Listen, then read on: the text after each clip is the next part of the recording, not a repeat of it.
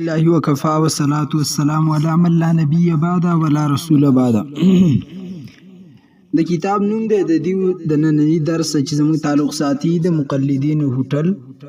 د حنفي مقلدینو د فقه اجتهادي کارنامې. یا لاندې لیکي د غیر مقلدینو هوټل په جواب کې حنفي فقه کې د بعض حرام شوي څیزونو، خوراکونو، شربتونو او د سہولیاتو مزین هوټل. دا کتاب دیو لیکل دی او دا شاید چې دیو په عوامو کې ډیر زیات تقسیم کړل دی. یو ځل رمضان کې د دې یو مولا په ما پسې هم دا رالیږلی و، داسې کتاب و د دیو چې دا دی د دې جواب وکړي. نو په هغه ټیم کې په دې کتاب پسې ماله خندا راغلې وه. د عجیبه غوندې کې کتاب لیکل دی، په 13 صفحاتو باندې مشتمل یو رساله ده او په دې باندې دیو د مصنف نوم هم نه دی لیکلی. د ابتدا نه چې دی شروع کوي، زه پر لفظ جواب وکم د دې کتاب. بسم الله الرحمن الرحیم. ذلك بما قدمت ایدیکم وان الله ليس بظلام للعبید. الحمد لله والصلاة والسلام على رسوله اما بعد. دا د خطبه ذکر کوي، قرآن آیات ذکر کوي، بسم الله ذکر کوي. بیا لاندې لیکي یو څو ورځې مخکې یو کتابچه د یو دوست په ذریعه میلاو شو چې د هغې عنوان د غیر مقلدینو هوټل. په دې کې لیکونکي دومره غلو تعصب نه کار اخیستی دی چې ګویا غیر مقلدین د اسلام نه بهر دي او دې نه اهل د خپل ضد په وجه دی مسلمانانو ته د انګریزانو ایجنټان ویلي دي او وایي چې دوی فقها ته بد رد وایي، توانونه پرې لګوي او وایي زموږ فقه د قرآن او سنت مطابق ده. اولنۍ جمله چې دی لیکي په اولني ځل باندې، نو دی به د خپل کتاب کې دا خبره لیکي چې نا اهل وهابیانو ته ویل، غیر مقلد نه مراد څوک نه اهل وهابي وای دیو منګ ته د انګریز ایجنټان ویل دي. دا دراصل څوک یادی عوامو ته پته شته.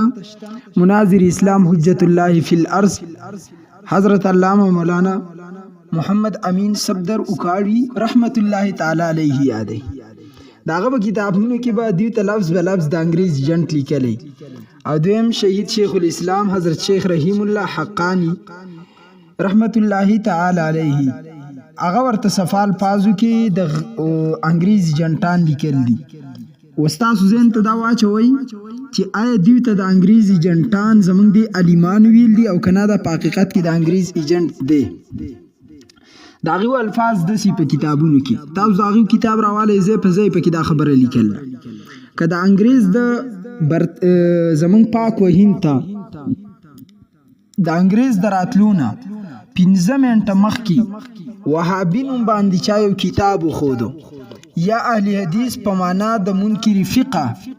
چا یو فرقه وښوده، چا د رفع الیدینو په مسله باندې جګړه د انګریز د راتلو نه 15 منټه مخکې وښوده، هغه وایي چې موږ به د دیو دا مذهب او د دیو دا لار قبول کړو. ټیک شو؟ هغې دغه شان الفاظ لیکل دي. د انګریز ایجنټ چې تا ته ویلی هغې په بې دلیله باندې نه دی ویلی. اشاعت السنه ستاسو کتاب دی، په هغې کې هم دا صفحه الفاظ موجود دي، اوچت یې کوي. دویم نمبر BS کې چې کوم تاریخي کتاب موجود دی هغه اوچت کوي چې د اهل حدیث حضراتو مشرانو متفقه طور باندې انګریز ته ولیکل چې موږ همیشه ستاسو نمک حلالي کړل ده، ستاسو نمک هم خوړل دی او ستاسو وفادار پاتې شوي یو. په پاک و هند کې وهابي نوم دا ویلی کېږي نمک حرامه ته. که زه په دې کې یو لفظ د ځانه دروغ وایم په دې کتابونو کې نه، زما قتل تاسو ته جایز. ها یو صورت کې دی چې که اوس وخت یې دا کتابونه پاک کړي، ځکه دیو کې خدا شی شته که نه. د امین الله په څومره فضولیاتو باندې کرښې راښکه دی چې کله پسې علما را پاسېد. په هغې کې صفحه دا لیکل دي چې دا نمک حرامه ته وایي، لهذا موږ د انګریز مشر نه دا درخواست کوو، التماس دی کوو چې زموږ دا نوم د وهابي په ځای باندې اهل حدیث کې. نو د انګریز ایجنټ بل څه ته وایي؟ ته د انګریز مشر ته لیکې چې ستا نوم کم نمک حرامه نوم درته په هندوستان کې ویلی کېږي دا درته بدل کړي او اهل حدیث درته کېږي. بیا راشئ دی دویم لیکي په دې دویمه کرښه او بیا وای غیر مقلدین د فقهاو په عباراتو کې کټ کوټ کوي. دی لیکونکي بیچاره داسې خرافات ویلي دي چې عقل او نقل د هغې نه براعت کوي. دا وابي لیکي. یاد ساته کټ کوټ به دې اوس پته ولګي چې تا به دې کتاب کې څومره غول خوړل دي. او څومره کټ کوټ دی کړل زه به دې اوس حقیقت ویم. بل دا وایي چې بیچاره یعنی دغه علماو ته چې کوم د دې د حقیقت خلکو ته ښودل وی خرافات ویلی عقل او نقل د هغې نه براعت کوي. نو زه به ته یو خبره وکړم، عقل خو په وابي سړي کېږي نو ته خو دا خبرې بیخي مه کوه. او نقل خو په نقل کې خو همیشه لپاره تار رامیتوب کړل دی. نقل خو ستا ابتدا د دوکې نه ده. او کاروي صاحب لیکي شپږو نمبراتو کې دوکه او فراډ دا د وهابي نه لرې که د ده څه هېڅ مخوا نشته. دا دوه شیزونه ترې لرې که دوکه فراډ دا د وهابیانو نه لرې کوي. بیا د یو څه خوا هېڅ هم نشته. د خپل عوام هم چې څومره په دوکه کې اچیلي او په دروغ ورته وایي چې موږ قرآن او سنت منو. دروغ ولې وی؟ قرآن او سنت منو او دوی امام مني. تا پسې چې د خپل لون در روان دی دا امي ته د امي راوله زموږ مخې ته کېنوه چې دته څومره قرآن او سنت پاته ده. آیا دی د قرآن تعریف پیژني، د سنتو تعریف پیژني؟ او تاسو یاد ساتئ چې کله باس مبحث ورسه کوئ او د څنګه د قرآن نوم زده کو یاد کو ته ورته د قرآن تعریف د قرآن حدیث نه وکړه، د سنت تعریف د قرآن حدیث نه وکړه. ته به د خپله دعوه کې رښتینی یا دروغجنې اشارې امین په تیزه ویل امام پسې وروسته قرات کولی شي که نه شي دا مسله به پرېږدو. اول د دې قرآن سنت د قرآن حدیث نه وکړه. که درته یې وکړه پوه شي چې دا رښتونی دی، که ویې نه کړو نو بیا پوه شي چې پراډي دی. او نقل خو ورسه شته نه، عقل نه خو دا عاري دی. عقل خو ښه شی دی خو چې څه دی. او بیا لیکي وایي او د اکثر حوالی د وحید الزمان او د نواب نور الحسن خان د کتابونو عرف الجادی او د کنز الحقائق باندې ورکړل دي. لیکن افسوس چې یو طرف ته منګ ته دیو غیر مقلدین وي، بل طرف ته منګ د وحید الزمان او نور الحسن خان مقلدین جوړي. زه مواور مولاجی وحید الزمان نور الحسن خان هم ستا په شانتي چې په کومه زمانه کې وو دا دروغ به خلکو ته ویل چې موږ قرآن او سنت منو، همدا دروغ به خلکو ته ویل چې موږ قرآن او سنت منو. او لیکل به دغه بکواسونه چې نن ته وې په خپله باندې چې زه نه نور الحسن منم او نه وحید الزمان منم، نن دې په خپله انکار وکړو. نو تاسو په خپله خبره باندې کلک نه یئ، یو دی یو سوی بل سوی. مشرانو کوم چې د بنیاد خو دی دغه دروغ عوامو ته ویل چې مونږ قرآن سنت منو، نن ته د هغې نه انکار کوې. صاحب که زه په تا به زلال شم نو سبا به ستا اولاد ستا نه انکار کوي. صحیح خو هغې ته وایي چې په خپل مشرانو باندې کلک ولاړ دی. بیا به مونږ ته پته ولګي چې د کومو مشرانو په لار باندې انسان ځي نو د ده په هغې امید دی په ده باندې به را روان نسل یقین او اعتماد وکړي. خو چې ته په خپل مشر باندې په خپله یقین نه کوې او صفا وایې چې وحید الزمان او نور الحسن چې دی زه نه منم، د هغې د کتابونو نه انکار کې. دا وایي حال دا دی چې دې مسکین ته دا پته نشته چې هر کله موږ د چا تقلید نه کوو نو بیا راته د دروغ نسبتونه ولیکئ. نو چې د چا تقلید نه کوي نو د عوام دي چې په ځان پسې روان کړل دي. هغه عوامو کې خو یو غریب ته دا پته هم نه لګي که نه. تاسو په دعای قنوت کې موږ کومه دعا وایو اللهم انا نستعینک، دې ته ضعیفه وایي او ستا د دوابیانو یو امي سړی رامنې کوي او ته په ویترو کې څه دعا کوې او اللهم انا نستعینک، نو ستا امي ته خو دا پته هم لا نه ده لګېدلې چې زموږ مولیان دې دوا ته ضعیفه وایي. دا پته هم لا د اوسه پورې نه ده لګېدلې چې زموږ مولا دې ته ضعیفه وایي.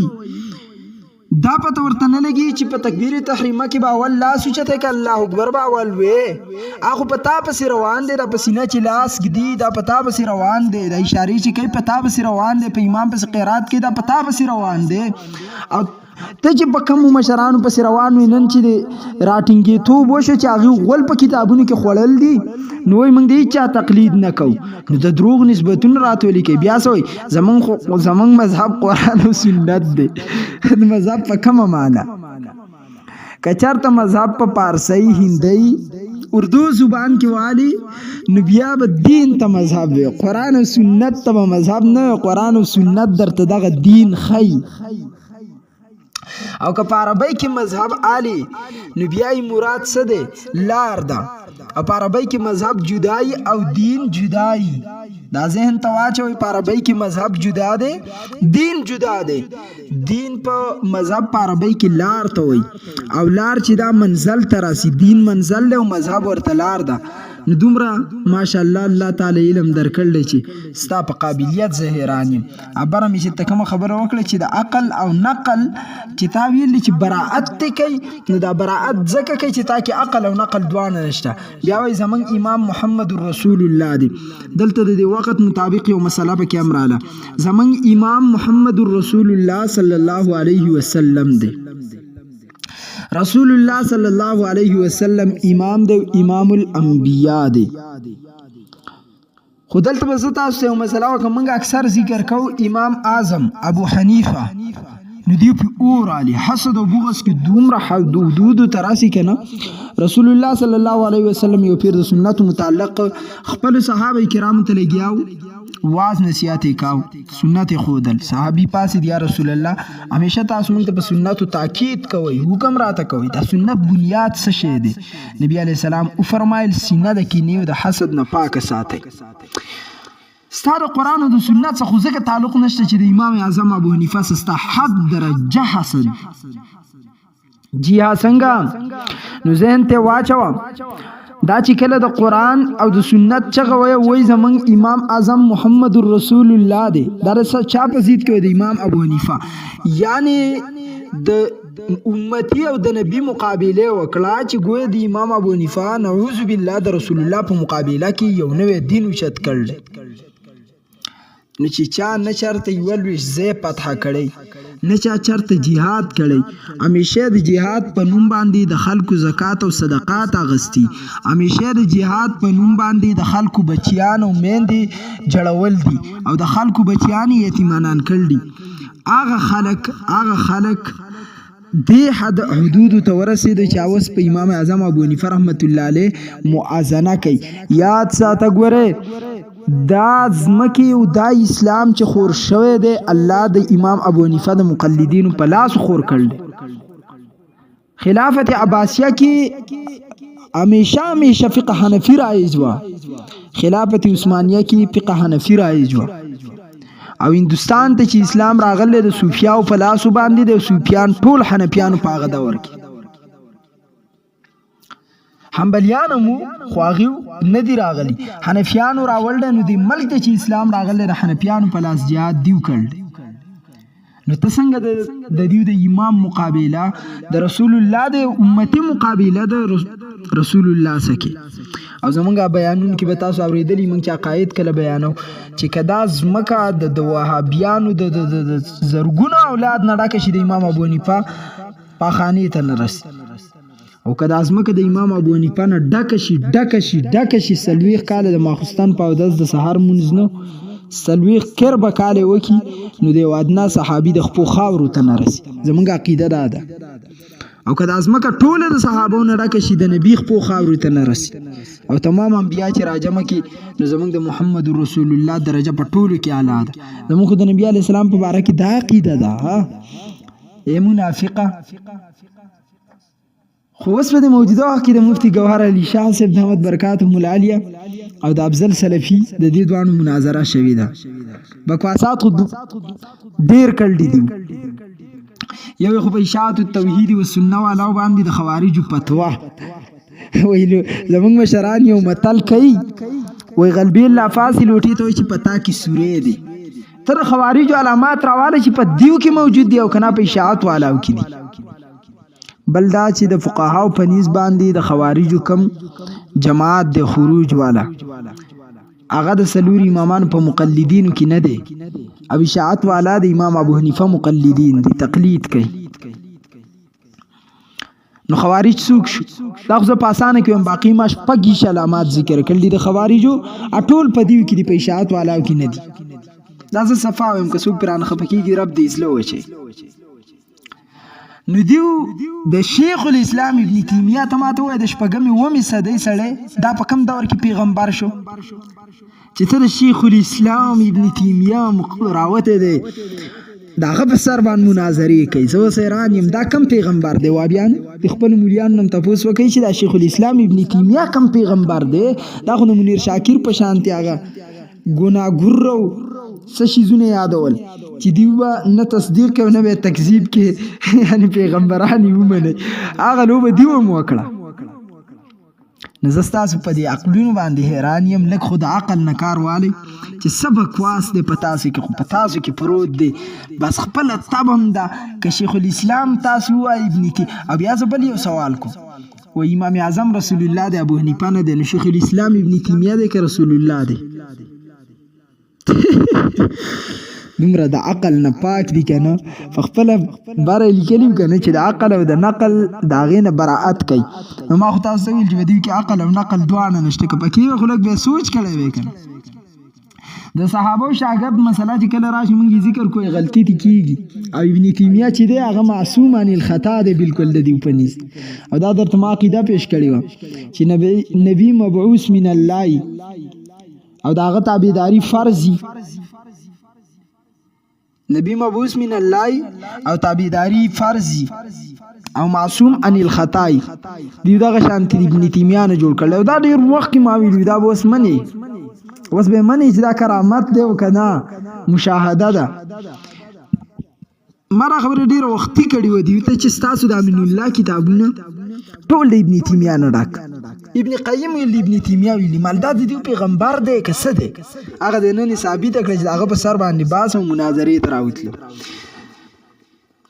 او زه تاسو ته صفا خبره وکړم، بعضې ټیم کې دا بعضې خلک د ځانه د وچې ناقې بزرګان جوړ چې د حد نه زیات دا کم سړی بزرګ شي که نه دی نه به یره کې. د حد نه زیات چې کله د دې اخلاقو دایرې ته را خلک بعضې واوړي او په حقیقت سترګې پټۍ د دې خلکو نه به ځان ساتي. راشي بیا وایي که قرآن و سنت کې مقلدین څه غلطي بیا مومي نو هغه دې راته وښایي.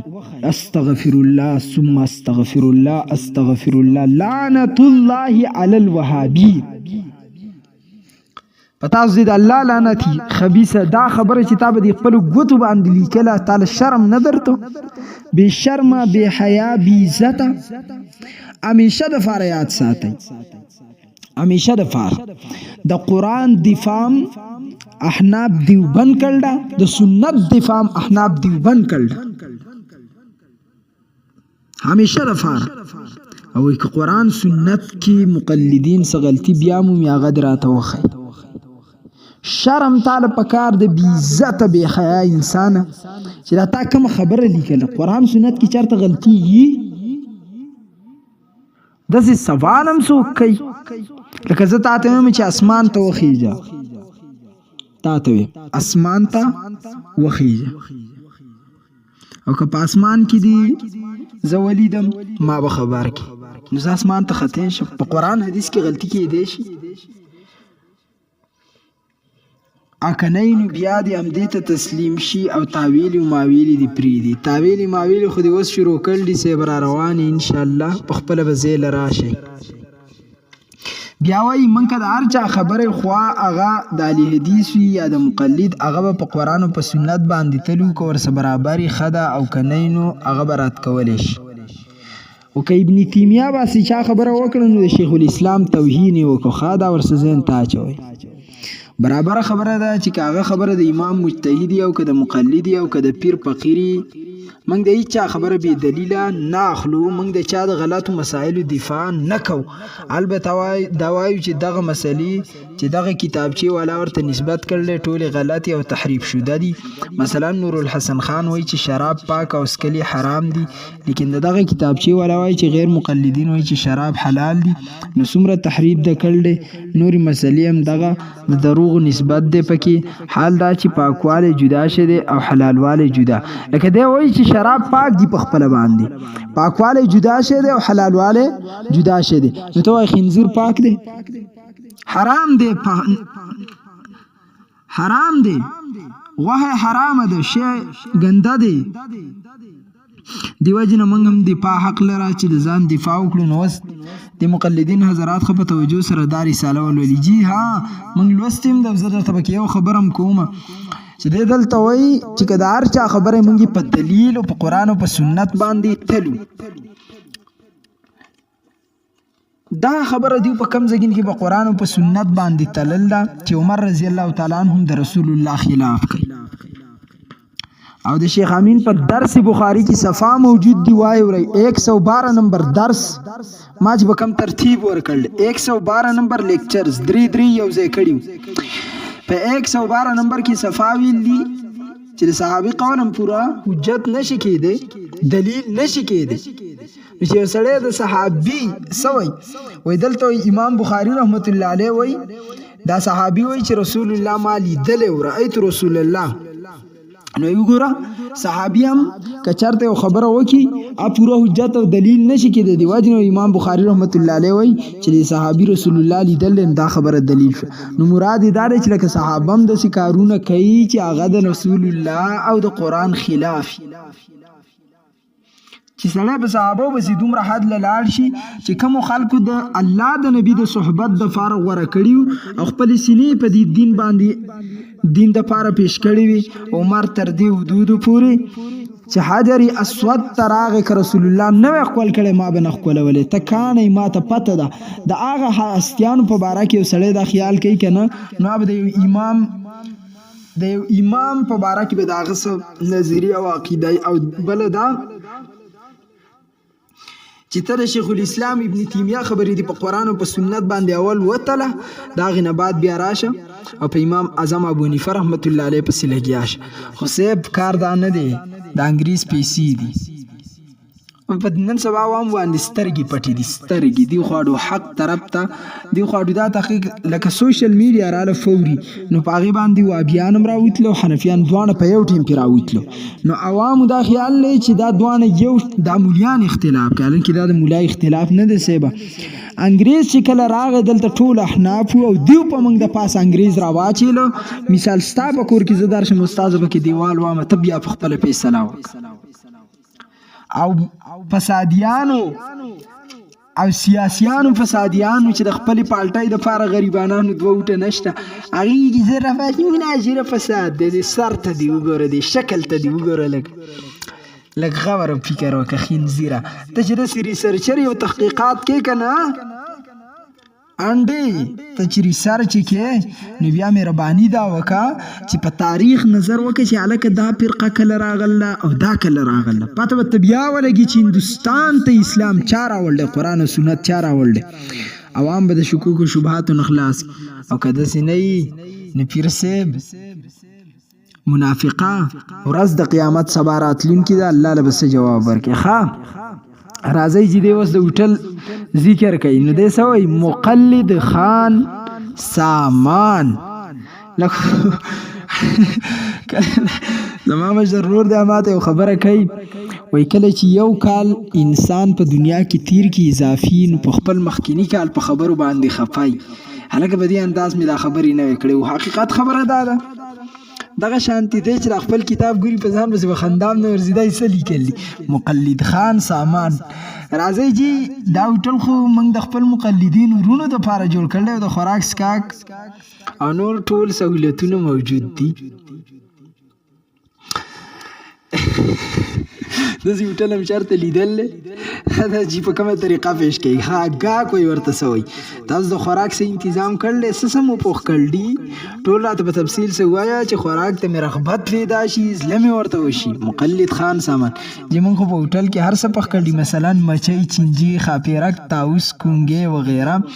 دا مو پخ کړل دي ګاک ته خو ډېر بدتمیزه دا شیان خو حرام دي مقلد خان سامان وروره دا شیان زموږ د مذهب په معتمد کتاب علمګیري کې حلال دي واکل الزنبور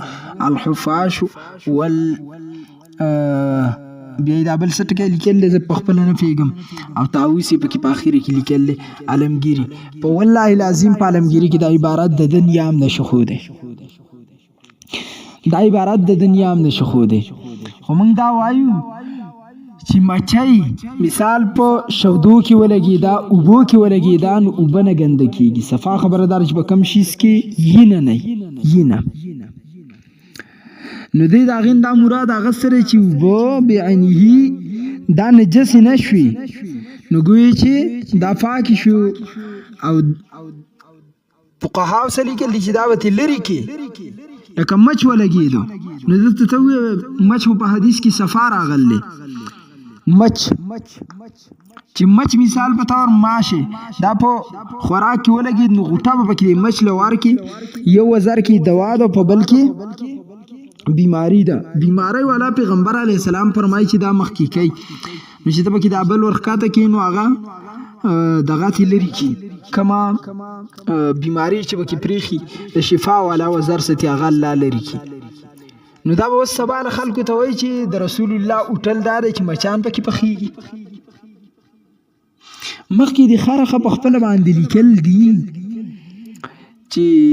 پاکواله جدا شه او حلالواله جدا نو سر دی ورکشه مچای دغه شانتی دا څنګه چې مچ دی چې د مچ کې ینه نشته علت پکې دا دی فقها وایي او مچای کې ینه نشته دا نه چې سوال وایي د ینې د وجې نه دی نو تاسو په خپل اساس سوچ وکئ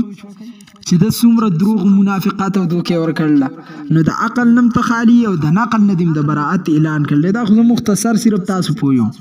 دیندار د یو عبارت هم په دې کې نه دی لیکل او دا بیان والی او په تفسیر رواني او جی او چې دې بیا مړ شي مونږ دا کتاب راوالو نو څنګه چې د نور الحسن او وحید الزمان نه انکار کړل د سې د دې د مقلدین نه دي نور مولیان چې پر روان وخت را روان دی به د نه انکار کوي خبيالي کی گاک ورور کالمگیری ورته حلال وي نو دا نشي حلالي د مقلد خان سامان ورور ته غیر مقلد ښکاریانی وابړه چې ما د خپل مذهب تقلید واجب دی علمگیری کی چې هر څه دي زبې منم زګه چې هغه زما د مذهب کتاب دی زموږ د مذهب کتاب بحر الرائق کتاب السیر کې وایي چې اتباعنا للمذهب واجب دا خو دا ویل کنه او په دې باندې موږ کلک ولاړ یو چې د خپل مذهب باندې تلل خو دلته به یو یاد ساتئ مذهب باندې تلل نو مذهب یو لار ده څه ده یو لار ده په هغې باندې تلل او په دې کې چې کله دوه درې اقوال راشي چې دا لار ټیک ده که دا لار ټیک ده او که دا په هغې کې فتوی په مفتا به قول باندې ټیک شو غیر مفتا به هغه اثر نقلی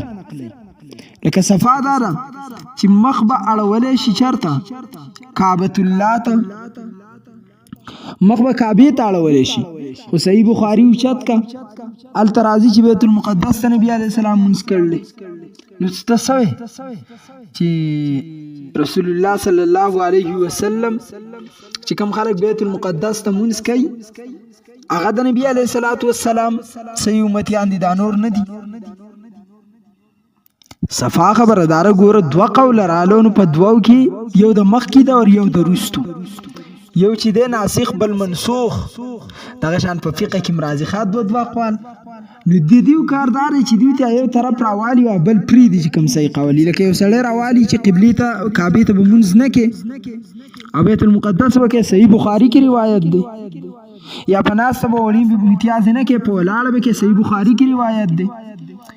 یا پر روزه کې به ښځه ښکلی په صحیح بخاري کې روایت دی یا وصال رمضان 2 روزې په یو سا باندې نیوی شي په منځ کې روژه ماتې به نه کې په صحیح بخاري کې روایت دی مثال په طور باندې څه جواب بوله ورکې صاحب یو ناسخ بل منسوخ یو راجح بل مرجوح داسې په فقه کې هم دوه عبارات راشي د هغې تپوس به ته د مفتي صاحب نه کې لکه اوس دور کې حکیم الامت اشرف علي تانوي رحمت الله علیه فتوا ورکړې وه اشرف علي تانوي رحمت الله علیه فرمایل چې د هر مولا بیان بناوري د هر چا کتاب بنه ګوري دغه وخت کې سوشل میډیا نه و خو الارزګین کې چې جلسه منډي ورته نه وي چې ځان د کوترې جوړ کړي او هر کتاب چې تاسو ملاوي کتاب نه ګوري کنه فساد به ډیر راوځي او د قران د تفسیر د فاره هغه علوم ذکر کړي چې دا چا ویلي نو په صحیح قران باندې پیږي او دا ټیک خبره ده د هر شي د پاره خپل اصولي نو لیکچرر صاحب را پاسې دو چې قران خور سړی تفسیر کولای شي اردو کې لیکلی شوی تفسیر او پښتو کې لیکلی شوی نو ما د بي اس کتاب ول اردو کې نشته نن ما عمرانیات کاتو نو ما سکن ټکه پټکه زما ذهن ته ولویدو او زه اوس دلته کینم ویم چې عمرانیات درته زویم او بي اس کې مو وای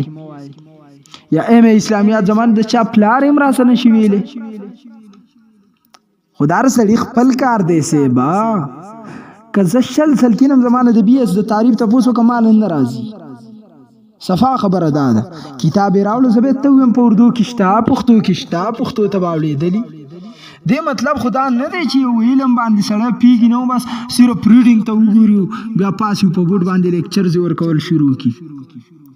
ځکه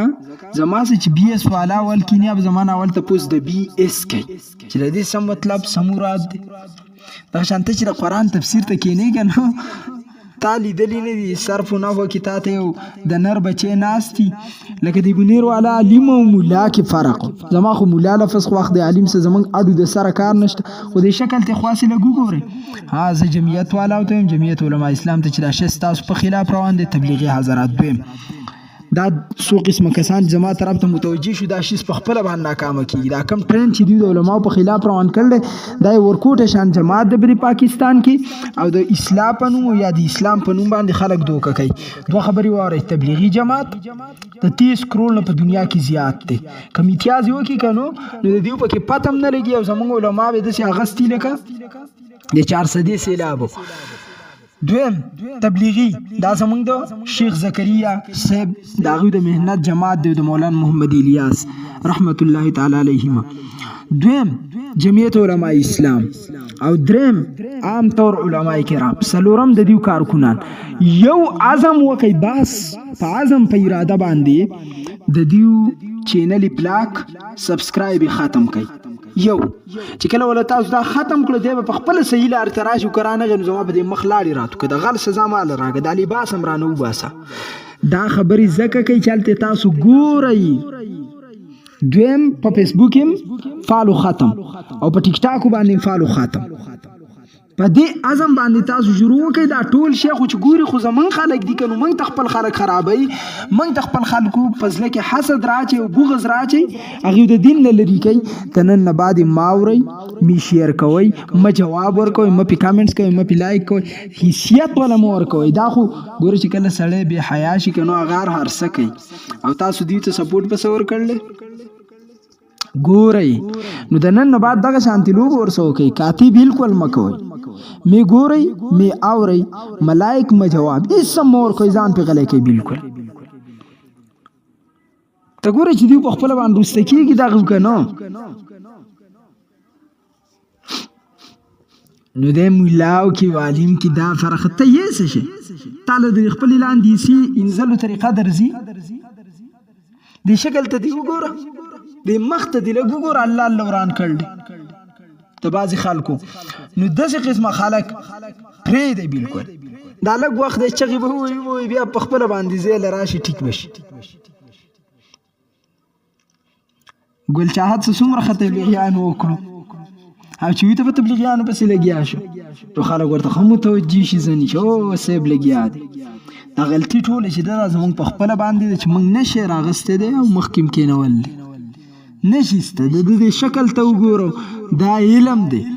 بس پین جامې واغوندو د پاسه په تور واسکټ او کېنه او دا دغه دی څه وایي ځان ته سیکولر یم د شکل ته دی وګوره د راستی چې پټ زګینو پاته دی ولګینو یا بدیم پاته شرمېدل ته مو وس د دې شي چې راځم خبرې کا یا یو جمعه چې دا کوم عالم په کلی کې می کنو دا کوم عالم په کلی کې نو د جمعې په ورځ باندې په منبر کې نه خو چې څنګه راغی د منبر نه راټوب کوي راځه پیر صاحب کې نه ته موږ ته د علم او عالم چل خې تراشه یو جمعه دوه جمعې بیان وکړي چې خله دی بیا واز نیولي بیا خلک وې دی ساخت دي زله د سختۍ په ترو باندې خبره کوم موږ د شاکار سره سختی کړي وا واجب کې سوا واجب داوا چې هغه وی چې مفتی صاحب تاسو نن زما مورته په جمعه کې حقوق العباد سمره ټچ کړل په دې انداز حقوق العباد له تاسو سمره ټچ ور کړل یوی داوا سواجا زما پلار ته تعویل دی چې د خور حق ورکې نو مال چې تا ته پته لري چې ستاره پلار ستاره خور حق د مولاته د ویلو ساجد دی مثال به تور باندې تاسو په جب کې 3000 روپۍ دي تا ته پته ده چې زما په جب کې 3000 روپۍ دي ته چې نه مولوي صاحب تی وایي چې د په جب کې 3000 روپۍ دي حاجت څه دی تا ته پته ده چې ستا په کور کې ستا د ترور حق دی مولا ته په منبر د ویلو حاجت څه دی تی بخپل وای یا کم سړی وای چې عالم په دې باندې خاموش ناس دی د ظلم په خلاف आवाज نه اوچتای نو ظلم په پاکستان کې روان دی نو زستانه تاسو کوم څه ظلم روان دی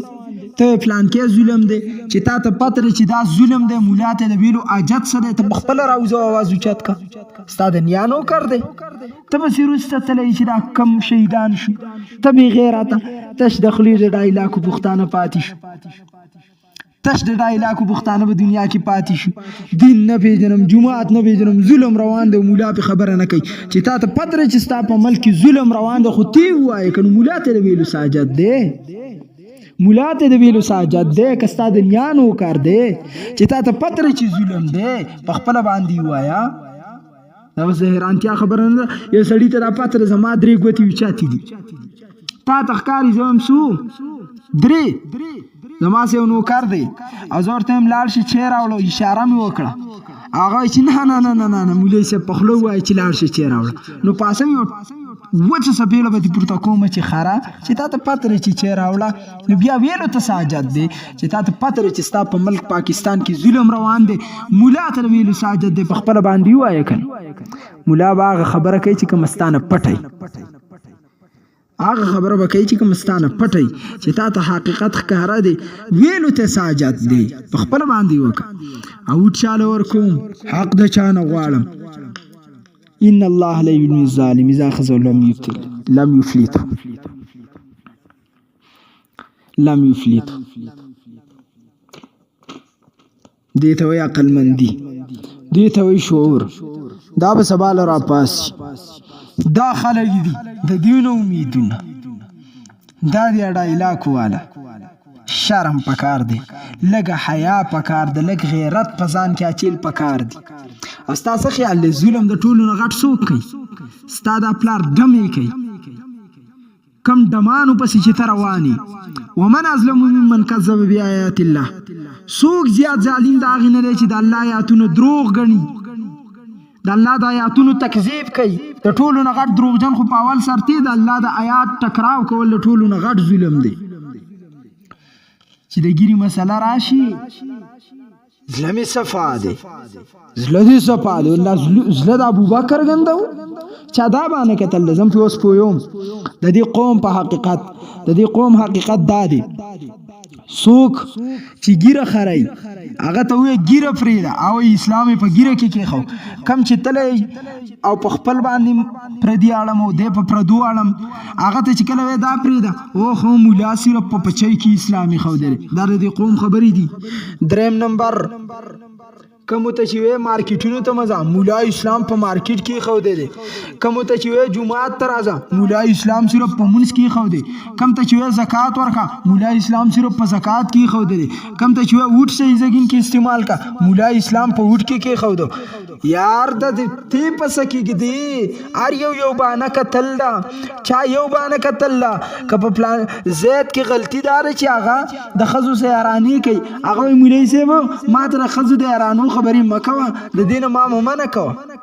ابل چې دی هغه په پردي حق ډاکول ده هغه د حقونو خبرې پرېږده ابل جهاد ته نشي تللی بې غیرته دی هغه چې کله وایي جهاد ته روان شه صاحب راپاسي جی مولوي صاحب بناسي زه به جهاد ته ځم هر سړي یو کار له بانه کتل دا د اسلام تصویر ختموي یو وایي دې کې نه دی یو وایي دې کې نه دی یو وایي دې کې نه دی څه شي کې دی منګ ته مې یو لار وښایه څه شي کې دی شاعر دی راپاسي غول دی خوري که مولا به زه لګیا کېږي مولیانو به شپه شاد جوړ کړي مولیانو به شپه شاد جوړ کړي مولا به شاد نه دی جوړ کړی خو دا هغه قوم دی چې که الله چېرته کینسر په داسې خلکو کې ولګوي چینجي پکې وکړي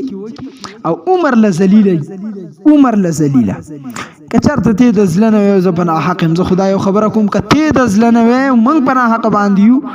الله دې موږ ذلیله کړي او که زه د زړه نه ویم او ته په ناحقه باندې که نه او صرف خارق دی د پکې رب العالمین دې پکې چینجي وکړي بس داسې بدبو نه روانې که نو چې ځناور هم دنه نفرت کوي. سودخور صاحب بینک والا له ورشه بینک والا وایي جی زمونږ په دې بجلۍ کې هم سود دی،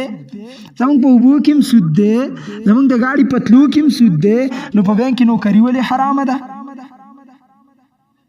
دا ځان له یو طرف بهانه ګوري او ګناه له بهانه کا ته هغه حلال د خلکو په نظر کې ثابتول څه شی دی؟ څه شی دی؟ کفر نه دی؟ د الله د آیات ټکراو نه دی؟ نو غټ ظلم خو تا د دین صدا روان کړی دی چې تا یو عمل له بهانه کتله، مونځ له دې بهانه کتله، روژې له دې بهانه کتله، زکات له دې بهانه کتله، حج له دې بهانه کتله، عباداتو له دې بهانې کتل دي. او چې کم د پکې حرامیتوب د هغې له دې ځان له بانې کتل دي. غټ ظلم خو اول په سر دا دی د دې په خلاف خبره وکړه د هغه ظلم یې پښتون یې مړ کړو، پښتون یې مړ کړو، پښتون یې مړ کړو. پښتنو مشرانو ویل چې یې پښتون اب مري په سینه باندې به لګي، چې یې پښتون اب مري. ته چې ژوندی تا څه وکړو؟ ته چې رقم د مرګ خبره کوې ته ژوندی تا څه وکړو؟ ته راوتلی تا یې تپوس وکړو ته له په سعودي کې ناز آیو د بیزې په شان مخ یې نیولې د هغه ځای کې نه غړ څه ساقینونه دی که څه شی دی مردار دی شکل ته دې وګوره که نرې خو راشه په دې ملک کې د خلاف ورزي وکړي چې پته دې ولګي زه به ستا خیرات هم ومنم ته د مولا نه غواړي او دا کومې چې په دې ملک کې وي لږ بار ته راوځه په ډانګو باندې یو بل ته کېنئ خپلې ښځې هم څرګندې کړي نور پښتو د پښتون مړ کېږي پښتون دی چېرته پښتون ته وایې چاته پښتون دی څه شی پښتون تاسو ثابت کړی څه شی دی